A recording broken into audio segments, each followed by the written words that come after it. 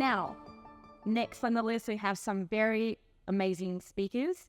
I think in my dictionary book, it's always either amazing or fab or great, so very limited recap. But they are really, truly incredible in terms of the research that they're doing that is benefiting Victorians living with diabetes. So it's a new initiative that Glenn was talking about earlier on, the Victorian Virtual Emergency Department Diabetes Service. This service provides Victorian with free urgent telehealth care delivered by diabetes specialists. And so to delve a little bit deeper into this program, we will have a panel discussion now. So to moderate the panel and facilitate that, we'll welcome back Glenn. So Glenn will come and introduce the panel as well, and we'll hear a little bit more about this Victorian Virtual ED and where it's come about, how it's going, and where it's heading to. Thank you. Thanks, Daniel. I said before, it's a really exciting initiative. New initiatives like this, they take a lot of work. They take a lot of inspiration. They take a lot of perspiration to get up and running. And I say that in particular, in the current economic times, in terms of getting additional funding to actually bring new services to fruition is no small task. So that's what we're going to talk about. From my perspective, it's been an absolute privilege with Diabetes Victoria to play a small role in the work to get this service up and running, and to collaborate with absolutely amazing organisations, in particular Arcadi, represented by Elif, Northern Health, Lauren, Ambulance Victoria, Royal Flying Doctors, and the Victorian state government to launch his service. So all amazing organisations that have done amazing work to get this up and running. So with those words of introduction, let me introduce the panellists. So we have Professor Elif Akinci. Elif is the head of the Department of Medicine at Melbourne University and the director at Arcadi, which is the Australian Centre for Accelerating Diabetes Innovation. Thank you, Elif. Yep. Dr. Lauren Scher from the Northern Hospital and the Clinical Director of the Victorian Virtual Emergency Department, and Dr. Ben Nash, Endocrinologist and Diabetes Lead of the Victorian Virtual Emergency Department. Welcome, Ben. I'm not underestimating this when I say these three people have been the absolute drivers behind this service from the get-go, from the start to where we are today. They've done amazing work. They've led this with fantastic intent and fantastic collaboration. So let me get to a few questions, and I'll start with you, Ben. So for many people in the room that won't have heard of the service, and probably until this morning, can you provide a bit of an overview of what the service is about, how it specifically caters to the needs of people living with diabetes? Thank you, Ben. Sure thing. I think that's on. Excellent. Just first of all, I just really, from the bottom of my heart, want to congratulate everyone, family, as well as people living with diabetes who are here for 50, 60, 75. It's an absolute huge event. I've had diabetes for near 20 years. When I got asked to come and talk today, I had to text my dad because it turns out he's at 49, so I'll be in the crowd with the family and a friend next year. But really appreciate the opportunity to come and have a chat about this new service. It's certainly something that's been in the works for over a couple of years now, and it's very much been a team effort and something that's founded on a lot of lived experience, a lot of organisations coming together, and something that we're all really proud of. Essentially, the overarching aim is just to improve access to urgent diabetes care, regardless of where you live in Victoria. So just think of it as if it's something you would otherwise have thought of going to an emergency department or something that could escalate to need to be going to an emergency department, you could get in touch with us. And what us is, I've got some slides. Here's something I prepared earlier. So I might be able to just take you through the clicker works. Okay. So we'll come back to this slide at the end, but essentially what we have is a 24/7 service, a free service that's accessible to all Victorians, and it's a virtual emergency department with specific catering specifically for people with diabetes, as well as more broadly all Victorians with all non-life-threatening emergencies. So I think it's best just to take you through how you might approach the service in terms of getting an understanding of what it is. So Lauren to my left has been an absolute innovator in this space. During the period of COVID, we had a virtual emergency department built, and Lauren's leading that, and it's been seeing over 400,000 Victorians since its inception.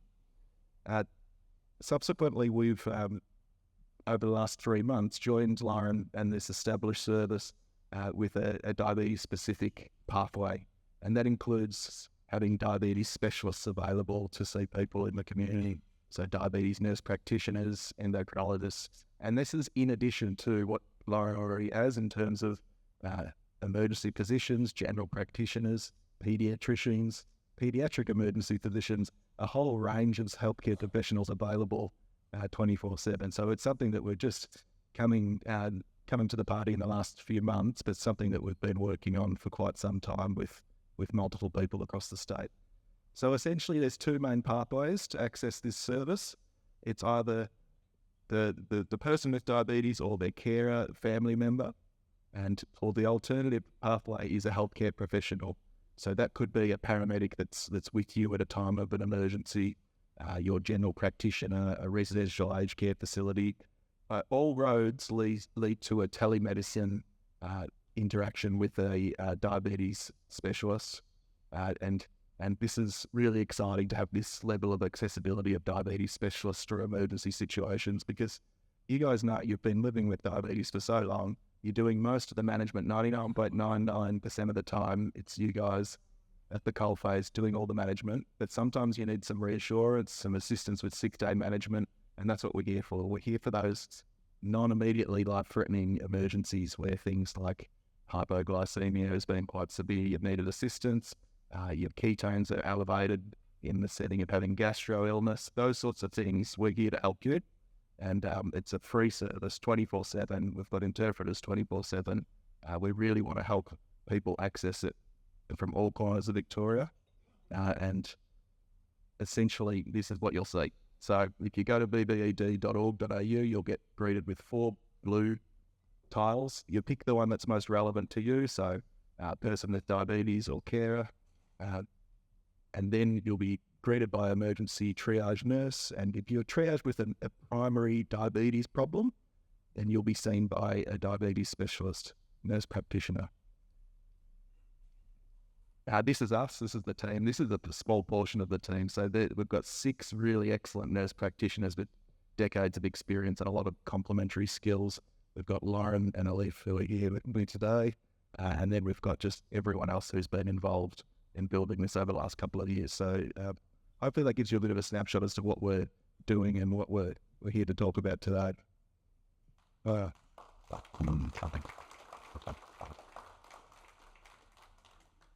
Thanks, Ben. That's great. That's a great overview of the service, and I think gives a sense of the significance of it. I'll come to you, Elise. Cast your mind back a little while. Where did the idea come from? Where did it germinate from, and what brought it about, and what was the need in the community that you were looking to address? Yeah, look, I'm the clinician scientist, so an endocrinologist. I've had years of experience looking after people, obviously in the when they're at this, the point of really needing care, and in the hospital, in the emergency department, and when people are admitted. And one of the things that we as clinicians recognise is that if we could have somehow helped that person earlier, that they wouldn't have deteriorated. And sometimes, especially during COVID, we had some very sick people who either it was their first time being diagnosed with diabetes, but they were just really unwell and they were in intensive care. And so some of those things that could have been done earlier to help to get the care that they needed I've always felt that we could do more for people. And we actually in the past tried, like we have nurse practitioners at the hospital, like Simone Patterson, and we tried to sort of organise something that was an on-call service, phone service, but it was just never sufficient. But one of my patients actually used the Victoria Virtual ED just around the time of COVID, and then she told me about it, and that's when, as soon as I found out, I was like, oh, this could be really good for our patients. And so that's when I managed to contact Lauren, and then we started this collaboration. And you know, it was, and Lauren was fabulous. She was very open and understood the need. And as you know, we had situations in our hospital, and I'm sure in other hospitals where because with type 1 diabetes has run out of script, and they've just come to get that, and then because it's a long weekend or whatever, they've just deteriorated whilst they're waiting. And just so simple things like that could be prevented, or just not knowing that they've got diabetes in the first place. So, and then it was around the time when, Ben was my registrar, and he was in Tasmania, and I said, look, Ben, this is a great project. You better come and, help us get this off the ground. And he came across, and he's started helping us. And I think really comes from recognise that there's a need, and it also comes from wanting to reach out to people at their time of need. And the best part, I think, of one of the best things about this is that finally we have ketone testing in ambulances, and I understand people have tried to do that in the past, but it hasn't been possible because when you have an intermediate result, it's not clear what to do about it. And now the virtual ED, we set up the guidelines so people can ring up. And then I suppose the other bit that is relevant is that the centre I lead, which is called ACADI, Australian Centre for Accelerating Diabetes Innovations, has came out to the National Diabetes Research Centre, but one of the arms that it looks at is the prevention of these acute complications. It's been recognised from an independent analysis that those acute complications that bring people in and out of hospital, they're really important focus of the centre, and it also comes out of wanting to address that need. So sort of a bit of a summary. Yeah, well, thank you. Thanks.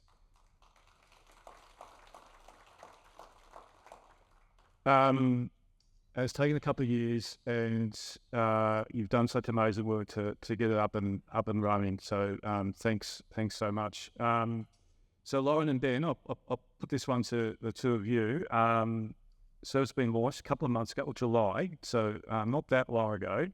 The feedback that you've been hearing thus far from the community, just maybe a sense of that, and what some of those sort of stories are that you're hearing in terms of how it's had impact in terms of improving health outcomes.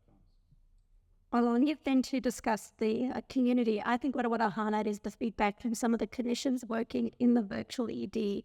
And what's been really amazing to see is that the doctors working in the virtual ED are so appreciative to have the nurse practitioners working alongside them, and they recognize that their amazing knowledge and skill set can bring such an additional level of care to the patients. And I think that for me has been really rewarding and wonderful. And we're now at the point where they're asking for more and more. So I want more nurse practitioners, and then they really want the service to be as robust and as available as possible, because they can see the benefits for the patients. So it's not just about the way we've developed the service. It's not just about dealing with the immediate problem. It's about recognizing the opportunity to really optimize those patients that they're entering the service and really provide wraparound care. And that is always very rewarding for us in healthcare. And I think we really appreciate that as clinicians, but now that we have that extra expertise, we can develop that excellent service we really want to deliver. I'll let Ben talk to the community. I'll be short and quick. People bloody love it. So I'm in a really lucky position to be seeing people in a rapid access clinic. So about a week or so after they've come through the virtual ED, I'll catch up with them to make sure things are okay and we optimise care as best we can. And the amount of praise, I've never come across anything like it in the public system before. It's just everyone is saying how appreciative they are of the nurse practitioners being there when in a time where they needed it most, and also quickly and with appropriate follow-up and safety netting. And it's to be able to do that in the comfort of your home, and also reducing the resultant emergency presentation it's been really, I feel like I've got the best job in the world. I just get to get all this amazing feedback about the work that other people have done, and I just say, yes, thank you. we're very grateful. But it's incredible what the team are doing, and it's hopefully no one in the room needs the service, but obviously we're here if you need. Thanks, Ben. And I think that point around, so the service is the nurse practitioners, but then the rapid access clinic is really sort of an escalation aspect of it as well, which is part of Ben's week of activities is to staff that as well. So I think everyone would be feeling pretty good to come to Ben as the local endo to get that extra help. So thanks, Ben. All right, so just turning to one of the intentions and goals of the service was really to relieve pressure from the hospital system as well. I think we're all probably experienced, turning up to emergency departments, long wait times and the like. So to be able to avoid that and have the service essentially provide that emergency is fantastic. That was one of the original intents. So just sort of perhaps a leave comment on how that's playing out, what you're seeing there in terms of that eventuating. Yeah, look, I think, when you think about it now, you think, that's very, it's such a simple thing. Why didn't we do this earlier? Just shows you how long it takes to get this off the ground. And, obviously, we have to get all the partners on board. But I suppose getting, people like the flying doctors engaged now, because it's actually people in rural and remote parts of Victoria. And ideally, we want to extend the service to Australia. But we have had feedback that people, in dire straits sometimes, and not because type 1 diabetes is a complex condition to manage, and things can deteriorate during being unwell and so forth. And even, people have had either undiagnosed type 2 diabetes, they're really high glucose levels, or if they're on medications like the SGLT2 inhibitors that increase the ketone levels and make them very unwell, things can deteriorate. And so I think this is where it's like an outreach of the hospital in a way, isn't it? It's sort of how you mentioned that before, and I really like that idea that we've got the technology, why can't we get it into action so we can actually prevent ICU admissions? And really, that's one of the things that we're looking at in terms of the research aspect of within the capability of Bacardi and all the other partners, is looking at exactly that, like in terms of the benefits in terms of person quality of life, but also hospitalisation, duration of hospital admission or readmissions, and all the other terrible complications that can happen.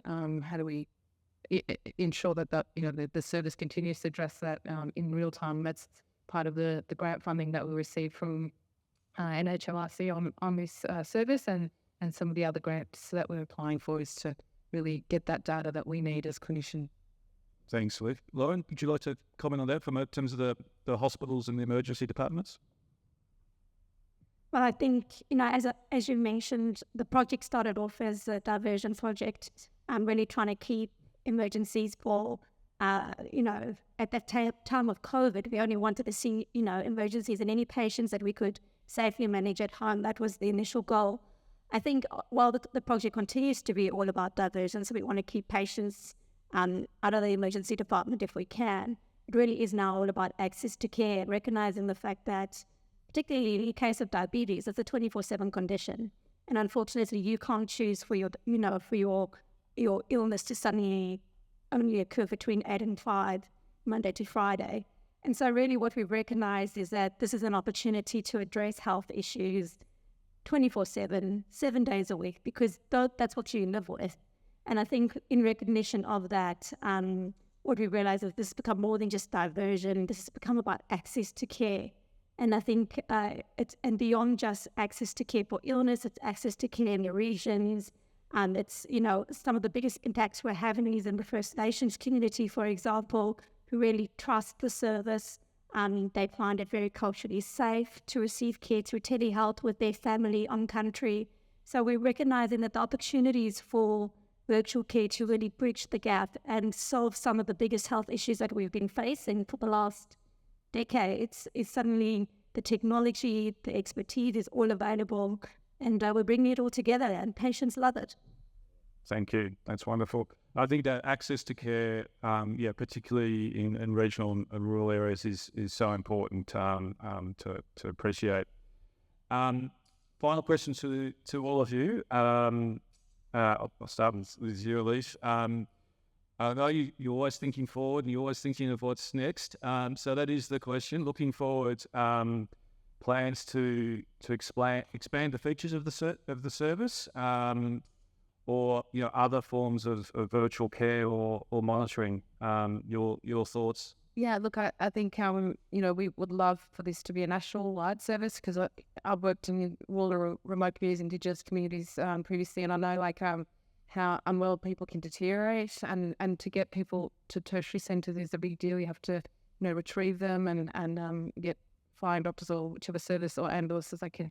And so really, I think ideally, if we can get this service to parts of central Australia or parts of rural, remote parts of Australia, I think we can really make a big difference to save lives. I mean, people die from complications of diabetes, right? And it happens where you see it, and it probably doesn't get as much of the attention that it should. But people die, as you know, even when they eat incarcerated and things like that. So I think there's a lot we can do to extend the service across our country, ideally internationally as well. I mean, if we can help our neighbours, as you know, many people in our Pacific region really develop severe complications from diabetes and can deteriorate. And so ideally, that's sort of a wish in the longer term, but we can do so much in Australia, which is geographically over apart, and help people.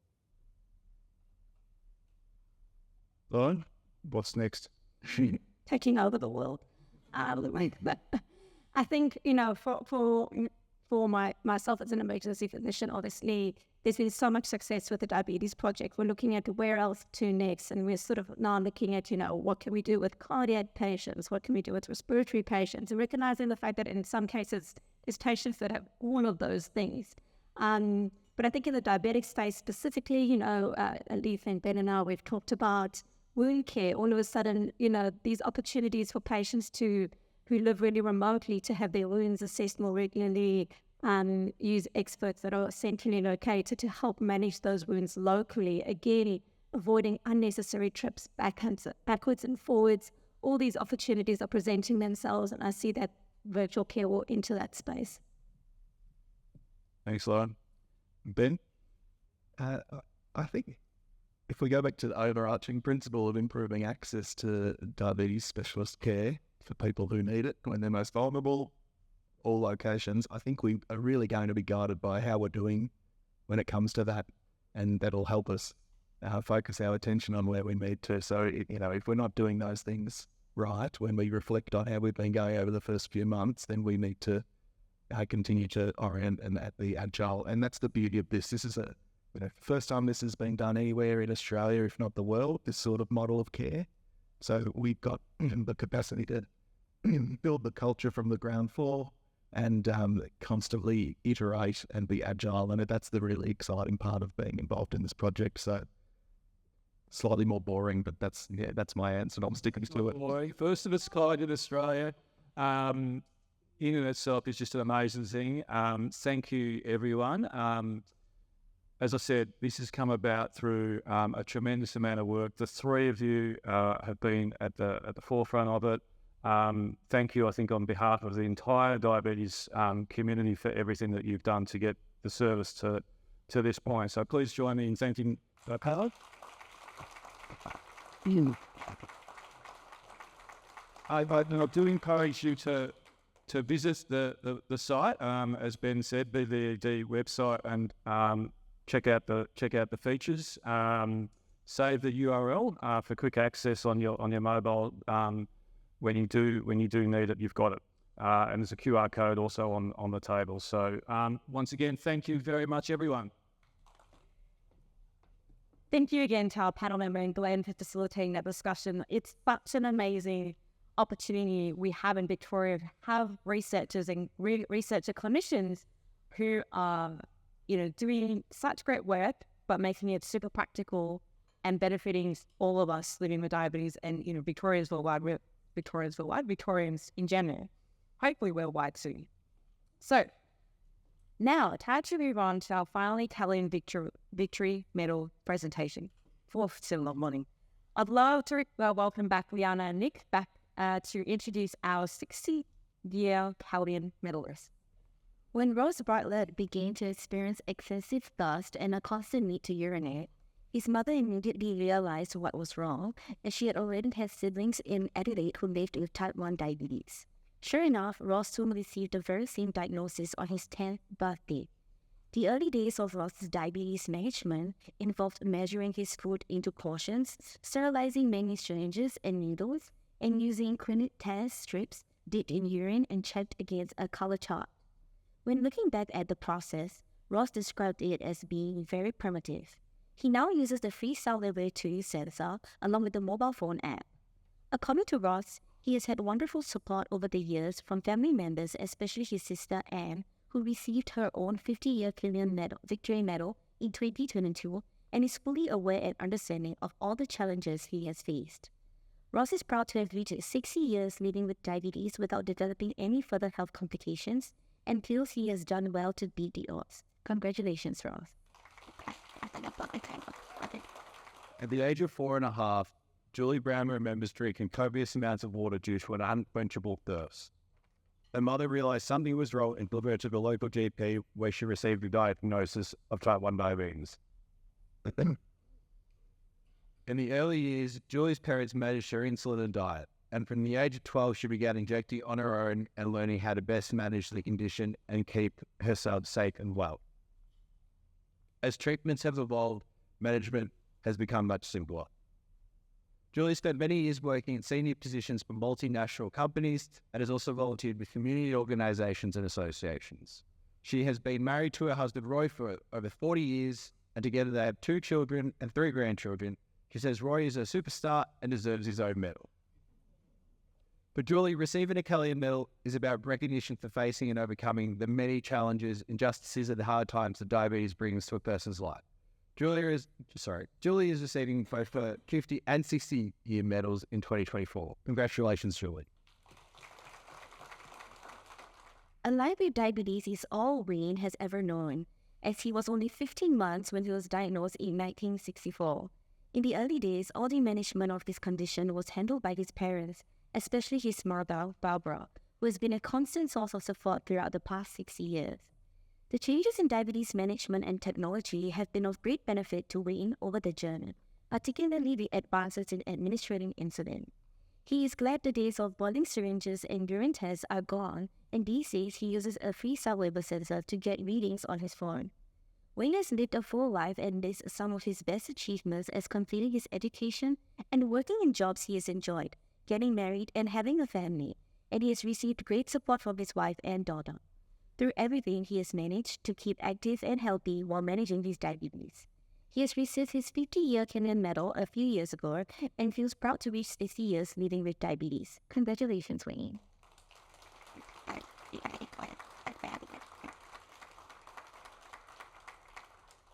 Diagnosed with type 1 diabetes at the age of 5, Erica Dara remembers regular visits to the Royal Children's Hospital for monitoring, testing and updates, along with visits to a snappy dietitian who always interrogated Erica and her mother about food choices and serving sizes. As a child, Erica attended several diabetes children's camps run by the Royal Children's Hospital, where she remembers as being adventurous, fun-filled and educational. She enjoyed interacting with other kids who were experiencing the same challenges as she was. Over the years, she has had great support from her sister Evelyn, who also lives with type 1 diabetes, and her husband Brian. Erica and Brian have been married for 42 years, have travelled extensively around Australia in their caravan, have a daughter Eloise and a 2-year-old granddaughter named Lily, who is a huge bundle of cheekiness. Reaching 60 years living with diabetes is a source of pride for Erica, who says that although there is still no cure, she's happy knowing that research is continuing to be funded and medical and technological advances are still being made. Congratulations, Erica.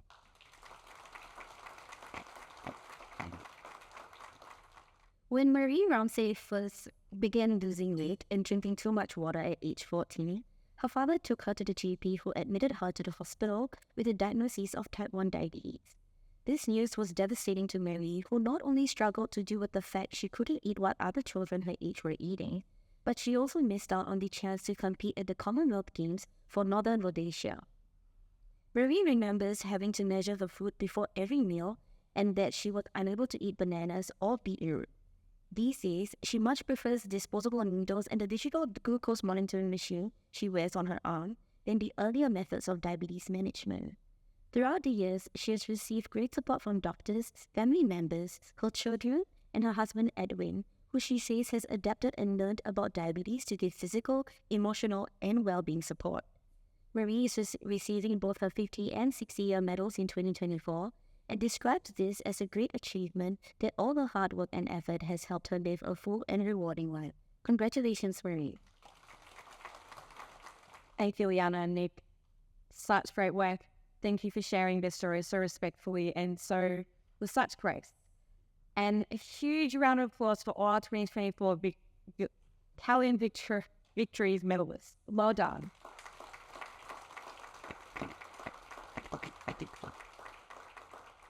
Now, you have noticed that we had, 60 years, 70 years, 75 years at that slide before we started presenting them. Unfortunately, our 70-year Kellion medalist isn't able to join us today, so a huge well done to Gillian Elizabeth Sheridan. So we'll be thinking of her. And now, a special shout out to our 75-year Kellion Victory medalist today. So please join me to welcome Patricia Snell.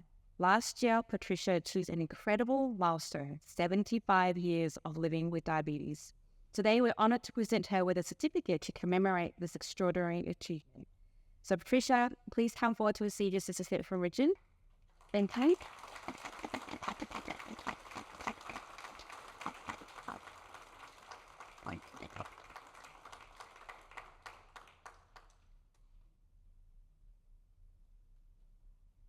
Congratulations again, Patricia. And it's sad to hear that, when people have been diagnosed with type 1 diabetes, they say, we went to go see a snappy dietitian and they told me I can't eat this and I can't eat that. And, as a dietitian myself, the only things you can't eat as someone living with diabetes is poison and cookies with poison. So keep that in mind. Don't eat poison. And see a better dietitian.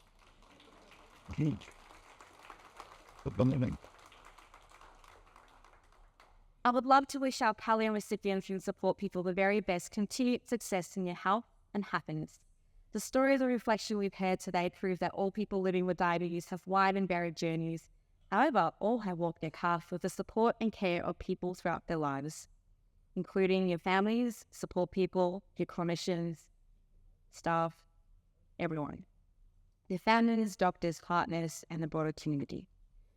I would like to say thank you all for coming today and welcoming me and the speakers that we've had. It's such incredible opportunity to hear about the research that's happening, the amazing work that's currently ongoing, and the research that's to come as well.